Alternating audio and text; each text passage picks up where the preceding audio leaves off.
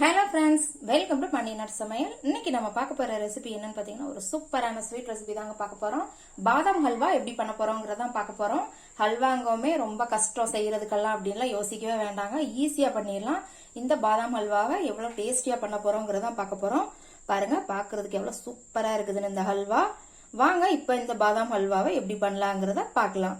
இந்த வீடியோவை புதுசா பாக்குறவங்க சப்ஸ்கிரைப் பண்ணிட்டு பாருங்க. அப்படியே பக்கத்துல இருக்க பெல் ஐக்கான் பட்டனை அமுக்குங்க. அப்பதான் நான் போடுற வீடியோஸ் எல்லாம் உங்களுக்கு நோட்டிபிகேஷன்ல வரும். பாதாம் அல்வா செய்யறதுக்கு நம்ம பாதாமை ஊற வச்சிடலாங்க. அதுக்கு நான் ஒரு பாத்திரத்துல சுடு தண்ணி காய்ச்சி வச்சிருக்கிறேன். நல்ல சூடான தண்ணி. அதுல 150 கிராம் பாதாம் எடுத்துக்கிறேங்க நான் இன்னைக்கு. இதை ஒரு தட்டு போட்டு மூடி வச்சிருங்க. 20 நிமிஷம் நல்லா இந்த சுடு தண்ணியிலேயே நல்லா ஊறட்டும். அப்பதான் நல்லா தோலெல்லாம் ரிமூவ் பண்றதுக்கு ஈஸியா இருக்கும். இப்போ ஒரு 20 நிமிஷம் பக்கம் ஆயிடுச்சுங்க. பாருங்க, நல்லா ஊறிடுச்சு. தோலும் நல்லா ஈஸியா வந்துடுச்சு பாருங்க.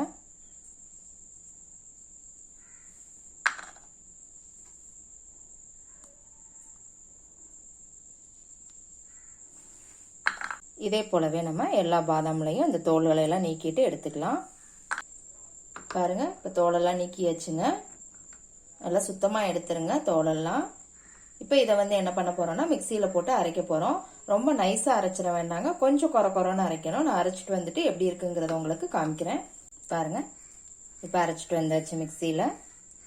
இந்த அளவுக்கு கொஞ்சம் கொரன்னு இருக்கணுங்க, ரொம்ப நைஸா அரைச்சிட வேண்டாம். உங்களுக்கு மிக்சியில சரியா அரைப்படலை அப்படின்னா லைட்டா தண்ணி தெளிச்சுக்கோங்க, கொஞ்சமா தெளிச்சுக்கோங்க, நிறைய தெளிச்சிட வேண்டாம். இப்போ கேஸ்ல ஒரு கடாய் வச்சிருக்கிறேங்க. அதுல பால் சேர்த்துக்கோங்க. நான் ஒரு 100 ml பால் எடுத்திருக்கிறேங்க. பால் கொஞ்சம் சூடாகட்டும். பாருங்க, பால் நல்லா கொதிக்க ஆரம்பிச்சிருச்சு. இப்ப நம்ம சுகர் சேர்த்துக்கலாங்க. பாதாம் எந்த அளவு எடுக்கிறீங்களோ அதே அளவு சுகர் எடுத்துக்கோங்க. நான் 150 கிராம் பாதாம் எடுத்திருக்கிறேங்க. அதே 150 கிராம் தான் சுகர் எடுத்துக்கிறேன். இது இனிப்பு நல்லாவே இருக்கும். உங்களுக்கு இன்னும் ஜாஸ்தியா வேணும் அப்படின்னா நீங்க இன்னும் கொஞ்சம் சேர்த்துக்கோங்க. இப்ப இந்த சுகர் நல்லா கரையட்டும்.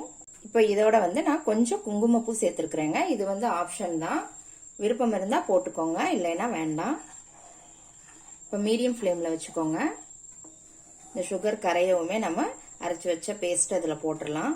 சுகர்லாம் நல்லா கரைஞ்சிருச்சுங்க. இப்ப அரைச்சு வச்ச நம்ம பாதாம் பேஸ்ட் அதுல போட்டுடலாம்.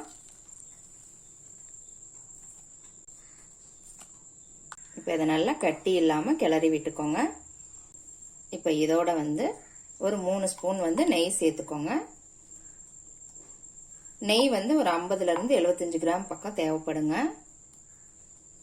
இது எல்லாத்தையுமே நல்லா மிக்ஸ் பண்ணி விட்டுருங்க. பாருங்க, இப்ப எல்லாத்தையும் நல்லா நம்ம மிக்ஸ் பண்ணி விட்டாச்சுங்க. கட்டி இல்லாம மட்டும் நல்லா கிளறிக்கோங்க. மீடியம் ஃப்ளேம் வச்சுக்கோங்க. அடியில பிடிக்காத அளவுக்கு கிளறி விட்டுட்டே இருங்க.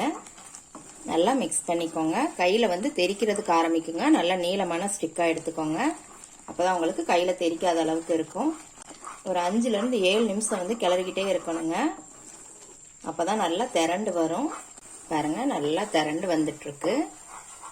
இப்ப நம்ம ஒரு ஸ்பூன் நெய் விட்டுக்கலாம். ஒரு ஸ்பூன் பக்கம் விட்டுக்கோங்க. நல்லா அந்த சுத்தி இருக்கிறத எல்லாத்தையும் நல்லா இந்த மாதிரி எடுத்து விட்டு கிளறுங்க. பாருங்க, நல்லா திரண்டுச்சு. இப்ப நம்ம கேஸ் ஆஃப் பண்ணிடலாம். பாருங்க எவ்வளவு சூப்பரா வந்திருக்குதுன்னு. கைவிடாம மட்டும் கிளறிக்கோங்க.